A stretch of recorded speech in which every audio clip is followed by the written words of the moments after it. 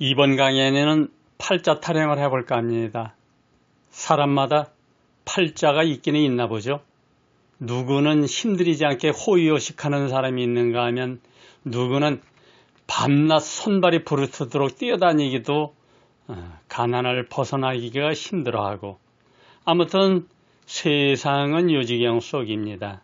제 집안도 천당과 지옥을 오가는 격동기 속에서 많은 것을 깨닫고 느끼고 후회하는 삶을 살아보았기에 더욱 성숙해졌고 또 잡초 같은 근성도 지니게 되지 않았나 하는 생각을 해봅니다.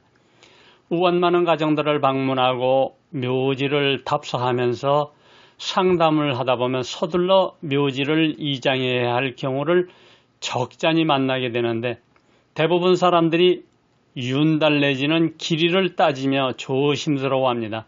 그 오래전부터 묘지를 만지는 행위는 돌다리도 두드리기를 넘어서 풀 한 포기를 뽑는 것도 함부로 행하지 않았던 것입니다.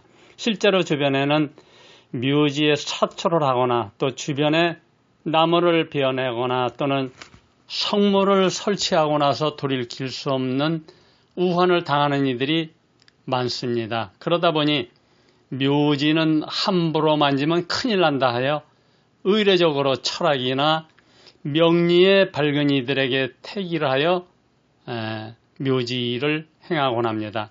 그랬음에도 불구하고 많은 집안들에서 숱한 우환들을 당하다 보니 조심을 하게 되었고, 누구는 이장 소리만 나와도 몸서리를 치면서 나 죽기 전에는 절대로 안 된다며 못을 박는 이들도 있지요. 그렇다면 천상천하의 모든 신들이 출타하거나 쉬는 날이기 때문에 그날은 묘지를 아무렇게나 다루어도 절대로 문제가 되지 않는다는 대길이를 택했는데도 불구하고 왜 이런 일들이 일어나게 된 것일까 하는 의문이 생깁니다. 실제로 묘지를 건드리고 나서 잘못된 가정들을 수없이 접하게 되면서 그 원인을 찾아 문제의 묘지들을 방문해보면 그런 묘지들에게서는 하나같이 공통점이 드러납니다. 한마디로 이장한 자리는 기존의 자리보다 조금이라도 좋아야지, 그렇지 않으면 반드시 우환이 주어지게 된다는 사실입니다. 그렇다면 또 의문이 증폭됩니다. 이장을 하기 위해 좋은 날짜를 택일한 것도 부족해서 주변에서, 아니면 더 나아가서 우리나라에서 내로라는 풍수가를 초빙해서 명당에 모시고자 최선을 다했지만 이장 후유증은 여전히 심각합니다. 이런 묘지들은 공통점이 있다고 했죠. 수맥이 있는 겁니다. 수맥도 시신의 어느 부위에 걸쳤느냐에 따라서 그 강도가 차이가 납니다. 수맥이 흐르거나 건수가 스며드는 자리에 묻히거나 또는 놓여진 망자들의 뼈, 즉 혼은 자손들에게 끊임없이 자신들의 불편함을 호소하게 되는데, 그것이 바로 조상님들이 후손들에게 보내는 메시지인 것입니다. 그 메시지를 받은 후손들은 각종 질병이나 우환 등의 고통을 겪게 되는데, 이를 알아채지 못하는 우둔한 자손들이 얼마나 답답하고 안쓰럽겠습니까? 그런 자손들에게 조상들은 점점 더 강도를 높여가면서 3 내지 4대에 이르는 후손들에게까지 끊임없이 신호를 보내게 되는데, 그 강도가 높아진다는 것은 여러분 각자의 판단에 맡기겠습니다. 이렇게 이제나 저제나 자손들이 알아줄 날을 학수고대하면서 좋은 자리로 옮겨줄 날만을 기다리고 있는 조상 앞에서 자손들은 엉뚱한 일만 하게 되지요.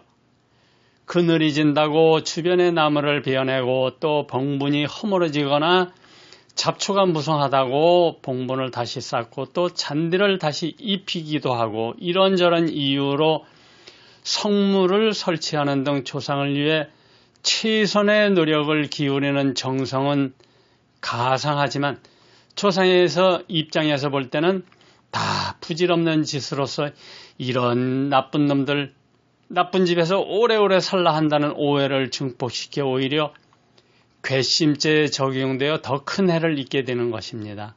그러므로 정확하게 조상님의 메시지를 캐치하여 해결해 드려야 하는 것이야말로 이장을 하는 가장 큰 이유이기도 한 것입니다. 저의 경험으로 비춰볼 때 망자들은 더도 덜도 말고 두 가지를 원하는 듯합니다. 살아생전에 자손들에게 받았던 그 이상으로 높은 이자를 붙여서 자손들에게 되돌려주려 하기에 잘 살고 잘 죽어야 하는 이유가 여기에 있는 것입니다. 화장을 했던 매장을 했던 수목장을 했던 이것은 다 똑같이 적용되는 것으로 보여집니다. 여기에 큰 변수가 있는데 바로 묘자리로서 시신이 묻혀있는 자리나 뼈가루가 놓여진 자리에 수맥이 흐르거나 건수가 흐르거나 건수가 스며들거나 유해 파장이 투과했거나 했을 때 위에서 거론했던 조상의 일침에 의해 자손들에게 기륭화복이 주어진다고 결론을 내리고 싶습니다. 또 한 가지 이 강론을 통해 덧붙인다면 어려운 가정을 위해 노력하시는 분들은 각자 나름의 철칙과 방안을 갖고 계시겠지만 이장 날짜나 기타 태기를 해줄 때 되도록이면 어려운 가정들일수록 조상들이 한시라도 빨리 고통에서 벗어날 수 있도록 조언해 주는 것이야말로 진정 어려운 가정을 도와주는 길이라 생각합니다. 이장을 할라치면 자손들마다 여기 가서 저기 가서 물어보는 경우가 비일비재한데 이럴 경우 이장하면 안 된다, 심지어는 사람이 죽는다, 윤달에 하라는 등의 이야기가 나오면 다 절단 나가는데도 정말 그 집안은 이장 못합니다. 그 와중에 그래도 나는 우리 집안에서 잘 나간다고 스스로 생각하는 이들은 이장을 하면 내가 또 잘못될까봐 반대를 하는 경우도 생깁니다. 이장을 하고 하는 대부분 사람들은 고통에서 벗어나기 위한 정말 처절한 마지막 몸부림이라 생각하면 됩니다. 그런 가정들 묘지를 방문해보면 당장이라도 이장을 권하고 싶지만 그래도 예로부터 이어져 내려온 태길이 있기에 조심스럽게 권고를 합니다만 되도록이면 빠른 시일 내에 하도록 유도를 해나갑니다. 어떤 가정들에서는 죽는 것 빼고는 더 이상 나빠질 것도 없는 상태인데도 불구하고 이장하면 큰일 난다고 주저하거나 반대를 하는 자손들이 있게 마련입니다. 그래서 저는 항상 강조합니다. 이장을 하려거든 부모님에게 효도 안 되는 신념 하나로 하십시오. 지금 내 조상님이 시궁창에 빠져 호우독되고 계신데 이런 상황에서 무슨 날짜가 필요하냐? 1분 1초라도 빨리 건져내서 치유해드리는 것이 최선이지 그 이상 뭐가 더 필요합니까? 는 말로 비유를 합니다. 여러분들 동영상이나 또 사진을 통해서 많이 보셨죠? 수맥이 차 있거나 그 참혹한 조상님들의 몰골 얼마나 참 비참합니까? 저런 상태에서 뭐가 더 필요합니까? 이것저것 따지지도 묻지도 않고 이장해드렸던 가정들에서 일어난 신기한 체험 사례들이 이 모든 것을 저의 주장을 뒷받침해 줍니다. 지난 1월부터 첫 강의가 시작되었습니다. 가까운 곳에서 또는 멀리에서 새벽 4시에 출발해서 도대체 어떤 이유로 이 자리를 찾아오셨을까 숙연해집니다. 상담 및 강의를 통해서 인연을 맺게 될 많은 분들에게 부족하지만 저의 경험과 또 서울대학교에서 측정받았던 보통 사람의 1000배의 길을 통해서 조금이라도 도움이 될 수 있도록 최선을 다하겠습니다.